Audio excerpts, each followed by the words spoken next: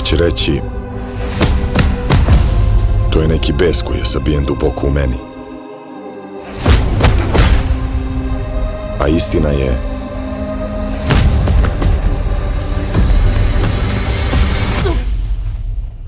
da ništa drugo i ne znam da radim.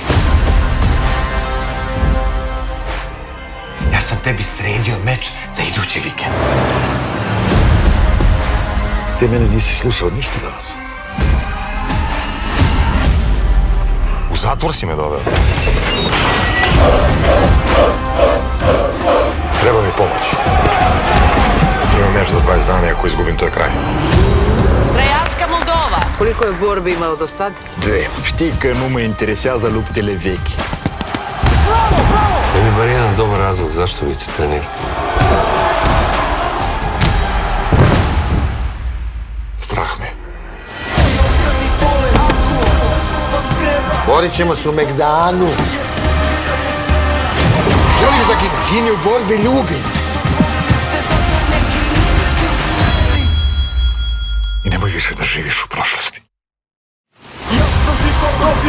Znaš koliko ljudi dolaze na te borbe da vide kako neko pada? Najbolje ljudi dolaze da vide kako ustaješ.